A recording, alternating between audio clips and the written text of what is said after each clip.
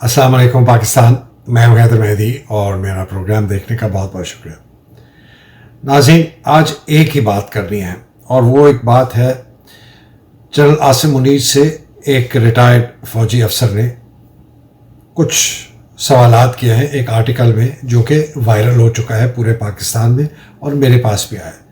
उन्होंने ये article lieutenant general retired Ali Quli Khan को लिखा और lieutenant general retired Shoaib Amjad को लिखा। मेरे पास भी आया, मैंने भी पढ़ा, मैंने उनसे पूछा, उन्होंने कहा हाँ बिल्कुल लिखा है और मैंने कहा मैं इस्तेमाल कर सकता हूँ, उन्होंने कहा कीजिए। लेकिन थोड़ा सा मैं अरशद के मुतालिक ज़रूर बताऊँगा, इसलिए कि हमने आगे चल के उसके ऊपर एक पूरा वीलॉग करना है। 4 चीज़ें हैं जनाब, 3 चीज़ें अरशद के मुतालिक। वीज़ाज़ उनके आ चुके हैं कीनिया से, जो JIT है। JIT ने चौथी अपनी मीटिंग बुलाई है और अभी तक हमारे पास ख़बर नहीं है कि क्या है। उन्होंने फैसल वाडा और अली जैदी को भी बुलाया है और कीनिया की पुलिस ने वादा किया है कि वो पूरा ताउन करेगी हमारी ये जो 4 मेंबर JIT है जिनके वीज़ा आ चुके हैं कीनिया जाके। तो अब तक ये खबर है। मैं इसके ऊपर और इसके अलावा और कुछ कमेंट नहीं करूँगा अभी, जब तक मैं अरशद का पूरा इंशाल्लाह वीलॉग न करूँ। अल्लाह सुब्हान ताला उनके दर्जात बुलंद करे। जिस आर्टिकल का मैंने जिक्र किया, ये आर्टिकल लिखा है एक रिटायर्ड मेजर हैं 19 पंजाब के, मेजर सईद अख्तर मलिक, मेरे से सीनियर थे, मैं इनकी बहुत इज़्ज़त करता हूँ। ये एक किस्म के पाकिस्तान के हीरो हैं। ये 1973 में एक साजिश कह लें या कू कह लें, वो अटैम्प्ट कर रहे थे ये brigadier FB Ali, colonel Aleem Afridi और 3-4 और लोग, कि इनको बहुत गुस्सा था कि मुल्क 2 टुकड़े हो गया और जितने लोग उसके अंदर मुलव्वस थे किसी को भी सज़ा नहीं दी गई, याया को भी कुछ नहीं कहा गया। जो जर्नैल मुलव्वस थे वो भी ओहदों पे मौजूद थे, कई बेशतर। और सबसे बड़ा जो इसका एक बहुत बड़ा मुजरिम जुल्फ़िकार अली भुट्टो, वो पाकिस्तान का वज़ीर आज़म बन चुका था। तो उन्होंने कहा यार ऐसे तो पाकिस्तान नहीं चलेगा, हम अपने हाथ में लेते हैं। पकड़े गए, 5 साल कैद हुई, कोर्ट मार्शल हुआ। Court martial by the way general Ziaul हक ने किया और फिर जनरल ज़ियाउल हक ने बाद में इन्हीं लोगों को छोड़ दिया जनवरी 78 के अंदर। जुलाई 77 में ज़ियाउल हक साहब का मार्शल लॉ लगा और जनवरी 78 में इन्होंने इनको रिलीज़ कर दिया। ये मैं जनाब सिर्फ उनके आर्टिकल के सवाल पूछूंगा, अपना मैं इसके अंदर कोई मेरी इनपुट नहीं है। लेकिन ये सवाल ऐसे हैं जो कि मेरा ख्याल है पिछले 8 महीने में मेरे से भी बहुत लोगों ने पूछे, इनसे भी पूछे, हज़ारों लोगों ने पूछे हैं। और सईद अख्तर मलिक जो जिन लोग उनको जानते हैं बड़े दलेर अफसर हैं, बल्कि ये PMA में थे, 71 की जंग हुई, छोड़ के आए अपनी यूनिट और कहा कि जी हमने बॉर्डर पे भेजो, हमने जंग लड़नी है। क्या कहते हैं ये उनकी ज़बानी आप सुने। सबसे पहले कहते हैं कि जनरल आसिम मुनीर साहब, आपने एक बहुत एलानिया इज़हार किया है कि जी मैं फ़ौज की रेपुटेशन को रिडीम करना चाहता हूँ। आपसे मेरा सवाल यह है कि क्या आप इसको प्रोपेगेंडा के नैरेटिव से, सोशल मीडिया पे मीडिया का इस्तेमाल करके, अपने जो आपके मीडिया के अंदर आपके जर्नलिस्ट हैं, आपके हामी हैं, उनके थ्रू आप कोई इस किस्म का बिल्डअप करना चाहते हैं नैरेटिव कि जी फ़ौज बड़ी अच्छी हो गई है, या आप कुछ ऐसे इक़दाम लेंगे जिसको मुल्क देख रही है? इसलिए कि मुल्क के सारी अवाम, बेशतर वास्ट मेजॉरिटी, जो पिछले 75 साल से ये उनको ये एक दिल के अंदर एक ये बात थी कि जी अगर कुछ नहीं कुछ भी हो गया, आखिरकार फ़ौज जो है वो हमें बचाएगी, और उसी ने इस मुल्क को साथ जोड़े रखा है और इसकी सेंटर ऑफ ग्रेविटी है। वो सेंटर ऑफ ग्रेविटी इन्होंने कहा, ये तो मैंने कहा। ये पहला सवाल है कि आप क्या सिर्फ प्रोपेगेंडा करेंगे या कुछ आप इकदाम करेंगे। दूसरा उन्होंने सवाल कहा कि बताइए कि आपकी जो आर्मी हाई कमांड है इस वक्त जो मौजूदा है, जिसमें ये ख़ुद भी मौजूद है, आपकी क्या कोई मजबूरी है कि आपको जो जनरल बाजवा ने की हरकतें उसको आपने बचाना है और उसी को आगे लेके चलना है? और दूसरी बात कहते हैं कि इसके साथ कि क्या आपको एहसास है कि जनरल बाजवा की हरकतों से इस फ़ौज के ऊपर कितनी बड़ी तोहमत, दाग और धब्बे लगे हैं, और क्या आप इनको ठीक करेंगे?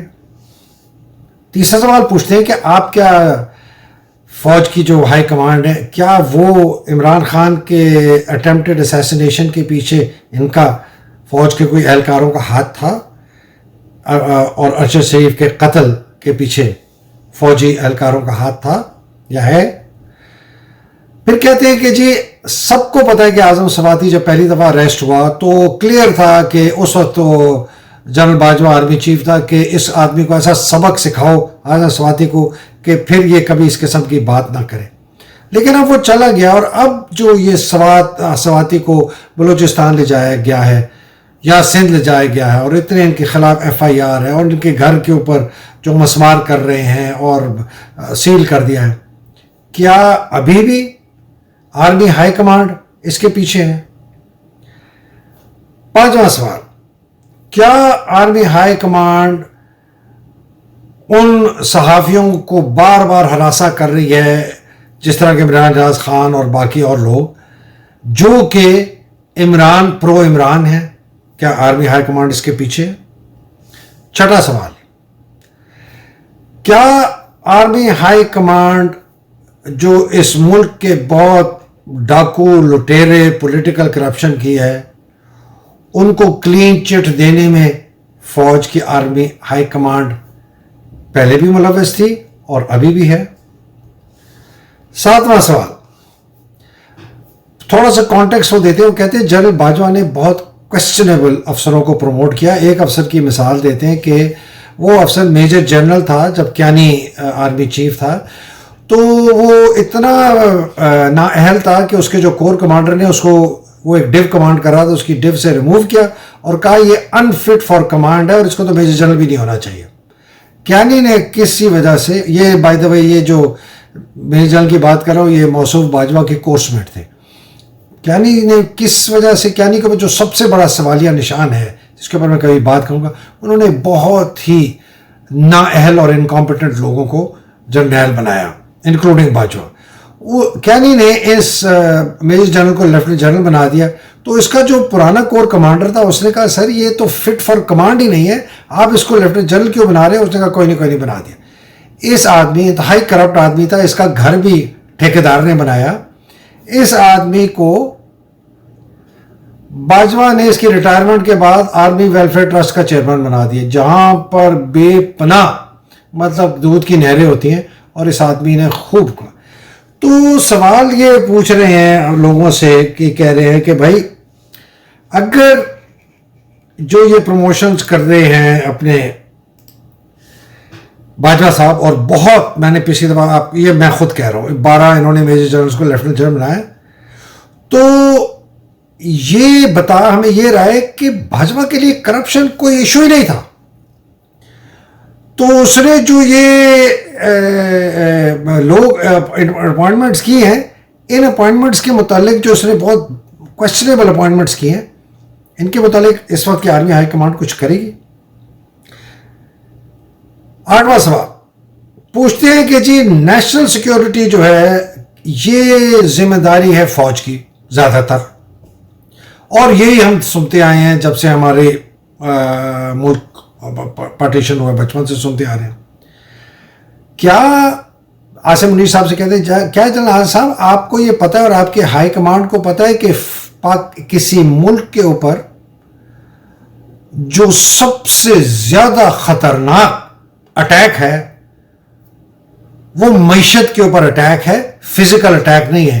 انڈیا اگر ٹینک لے کے آتا ہے اس سے ہمیں اتنا خطرہ نہیں ہے, بجائے کہ اس سے کہ ہماری معیشت جو ہے کھوکھلی ہو جائے اور دیوالیہ ہو جائے ملک, اور وہ جو لوگ جو اشرافیہ ہے اس ملک کی وہ اس کا پیسہ لوٹ کے کھا جائیں جس طرح ہم نے دیکھا ہے. تو کیا آپ کو پتا ہے کہ یہ نیشنل سیکیورٹی کے لیے سب سے بڑا تھریٹ ہے, بجائے اس کے کہ باہر سے کوئی ملک ہمیں پہ ڈائریکٹ اٹیک کرے. اگر آپ کو یہ معلوم ہے کہ یہ معاشرتی جو اٹیک ہے معیشت کے اوپر یہ سب سے بڑا ہے اور یہ اندر سے ہی ہوتا ہے اور یہ اندر سے لوگ ہمارے کھاتے ہیں, ہمارے سیاستدان, تو کوئی آپ لوگ کیونکہ نیشنل سیکیورٹی کے آپ ٹھیکیدار ہیں, کوئی آپ نے ایسے انتظام کیے ہیں کہ ہم اس معیشت کی تباہی سے ملک کو بچائیں؟ اور اگر آپ نے نہیں کیے تو پلیز ہمیں بتائیں کہ آپ نے کیوں نہیں کیا. پھر وہ پوچھتے ہیں جناب کہ باجوہ صاحب بڑی مشکل سے 2021 میں ہماری معیشت سنبھلی تھی اور باہر نکلی تھی، لیکن جیسی رجیم چینج آپریشن ہوا اپریل 2022 میں، ایک دم ساری دنیا کو پتہ ہے ہماری معیشت نیچے گئی اور 3 گنا نیچے چلی گئی. اور یہ کسی کو ڈھکی چھپی بات نہیں کہ ہم دیوالیہ ہونے والے ہیں یا ہو گئے ہیں. تو اگر ہم دیوالیہ ہونے والے یا ہو گئے ہیں تو جنرل عاصم صاحب آپ کو پتہ ہے کہ اس کا ہمارے ملک پر کیا اثر ہوگا؟ اور اگر آپ کو پتہ ہے کہ اس ملک پر کیا اثر ہوگا جنرل عاصم منیر صاحب، تو آپ اس کے متعلق کیا کر رہے ہیں؟ پھر کہتے ہیں جی سالہ سال سے فوج کے اندر ایک ہماری بڑی اکڑ تھی، بڑا ہمیں غرور تھا، ہم کہتے تھے جی ہمارا جو ہم بڑے آنسٹ ہیں، بڑے کلین ہیں، بڑے کرپٹ ہیں. ہاں شاید چند جرنیل گندی انڈی جس کو کہتے ہیں ہوں گے، کالی بھیڑیں ہوں گی، لیکن بائی اینڈ لارج بیشتر ہمارے جو فوجی افسر جوان ہیں وہ کلین ہے، کرپٹ ہے، آنسٹ ہے. میں بھی یہ کہتا تھا، لوگ کہتے ہیں یار 95% ٹھیک ہے، 5% کرپٹ ہوں گے. اس کی وجہ سے ہمیں ایک بہت ہی اعلیٰ، ایک بہت ہی بلند ایک ہمارا اخلاقی معیار اور مرتبہ تھا جس کے اوپر ہم بڑا غرور کرتے تھے کہ ہم پولیس سے بہتر ہیں، ہم سول سرونٹ سے بہتر ہیں، ہم فلانے سے بہتر ہیں. لیکن جب ہمیں باجوہ صاحب کے خاندان کے اثاثوں کا پتہ چلا، جب ڈسکلوز ہوئے 12 بلین روپے کے اثاثے، جو کہ ابھی تو بالکل جو کہتے ہیں ٹپ آف دی آئس برگ، وہ برف کے تودے کی صرف چھوٹی سی اوپر سے نوک ہے.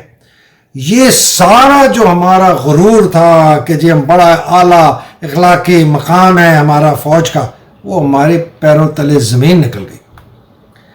اور یہ اور بھی نیچے جائے گی جب باجوہ کے اور اس کے خاندان کے اثاثے اور پتہ چلیں گے کہ اس آدمی نے کتنا لوٹ کیا ہے، جو کہ لوگ کہتے ہیں کہ hundreds of millions of dollars, hundreds of, کوئی لوگ کہتے ہیں کہ 1 ارب ڈالر کی کرپشن کی باجوہ. یہ میرے اپنے لفظ ہیں، اس طرح صحیح دے نہیں لکھے. تو جب یہ داستان نکلے گی تو فوج کا افسر سپاہی کا کیا مرال ہوگا؟ ابھی تو پتہ چلنا ہے کہ ہوگا کتنا. تو اگر یہ ہم دیکھ رہے ہیں تو یہ آرمی ہائی کمانڈ سے میں پوچھ رہا ہوں، سید اختر مالک کہہ رہے ہیں عاصم منیر سے، تو پلیز پھر مجھے بتائیں آپ کا اس کے اوپر کیا ویو ہے. کہتے ہیں ٹو پٹ اٹ سمپلی، میں آپ کے لیے آسان کرتا ہوں، مجھے آپ یہ بتائیں کہ باجوہ صاحب نے یہ جو اثاثے بنائے ہیں یہ اپنے عہدے کا غلط استعمال کر کے کرپشن سے بنائے ہیں یا نہیں؟ یہ سمپل سوال ہے آپ سے عاصم منیر صاحب اور اس وقت کی فوج کی اعلیٰ کمانڈ. پھر کہتے ہیں کیا آپ اس کرپشن کو ایک مثال بنائیں گے کہ باجوہ کرپٹ آدمی تھا اور ہمارے ہائر رینکس میں یہ لوگ کرپٹ ہیں، اور اس کا آپ ایگزامپل بنائیں گے کہ ہم اس کو نہیں چھوڑیں گے اور اس کو سزا ملے گی؟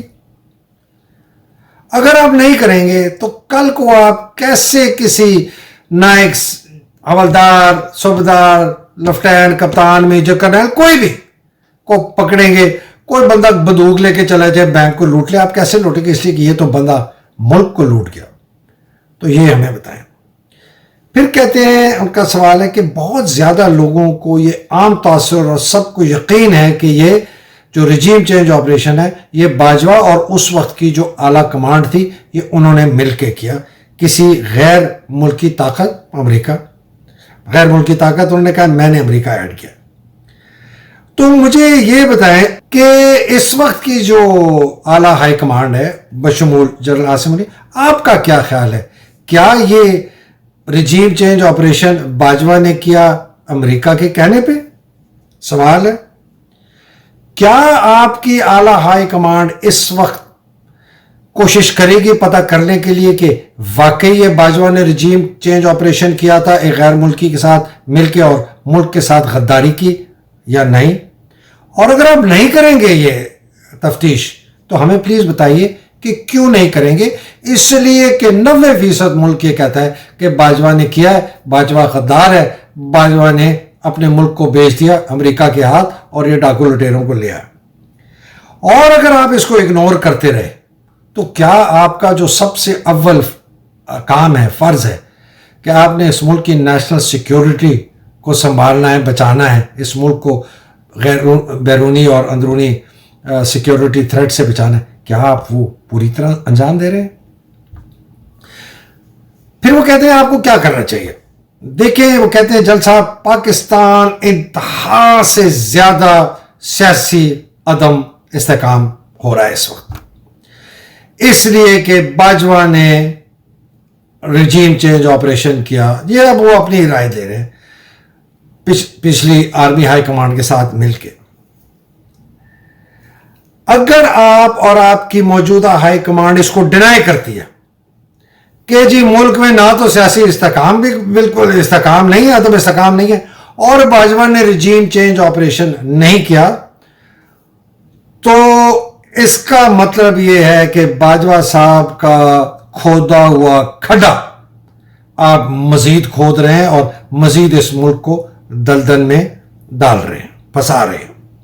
اب اس دلدل سے نکالنے کے لیے سب سے پہلا میری آپ کو گزارش ہے، عاصم منیر کو یہ کہہ رہے ہیں کہ آپ سب سے پہلے سچ کو اپنے آپ کو بتائیں کہ یہ سچ ہے. یہ سچ ہے کہ یہ پچھلے ہائی کمانڈ، یہ پرانے افسر، یہ باجوہ جو تھا، انہوں نے بہت بڑا ظلم، بہت بڑا گناہ کیا کہ اس ملک کو تقریباً تباہی کے دہانے پہ لا کے کھڑا کر دیا ہے. اور اگر یہ پہلے سب سے پہلے اس سچ کو اپنائیں گے، سچ کو مانیں گے، اپنے آپ کو بتائیں گے، تو پھر ابتدا ہوگی آپ اس گند کا، اس تباہی کو مرمت کرنے کا، اس ڈیمیج کو ریپیئر کرنے کے لیے. اور اس کا سب سے آسان طریقہ ہے کہ آپ فوری طور پر فری اینڈ فیئر الیکشن کرائیں. اس لیے آپ لوگ بہت طاقتور ہیں، آپ کا بڑا انفلوئنس ہے، اور اس کا ڈائریکٹ امپیکٹ ہے نیشنل سیکیورٹی پہ، جو آپ کا فرض ہے. اگر یہ سیاسی استحکام، اگر یہ سیاسی انسٹیبلٹی نہ ٹھیک ہوئی تو پاکستان تباہ ہو جائے گا. اور اگر آپ یہ کر گئے، الیکشن کرا دیا، فری اینڈ فیئر کروا دیے، تو آپ اس ملک کو تباہی سے بچا لیں گے. یہ بہت آسان ہے آپ کے لیے جنرل عاصم منیر صاحب. صرف ہمت کی ضرورت ہے، کریج کی ضرورت ہے، اور ایکشن کرنے کی ضرورت ہے. باقی انشاءاللہ ساری چیزیں لاجکلی خود ہو جائیں گی. یہ تھا جی ان کا خط، وائرل ہوا ہے، شاید آپ کے پاس پہنچا پڑ. یہ میسج ہے جنرل عاصم منیر کے لیے. اب تک کے لیے اتنا. انشاءاللہ اگلی نشست میں پھر ملاقات ہوگی، اس میں میں اپنا تجزیہ کروں گا. اللہ سبحانہ تعالیٰ آپ سب کو اپنے حفظ و امان میں رکھے، آپ کے پیاروں کو، حقیقی آزادی کی جنگ لڑنے والوں کو. پاکستان زندہ باد، پاکستان پائندہ باد. اگلی نشست میں ملاقات ہوگی. الہی آمین. السلام علیکم. خدا حافظ.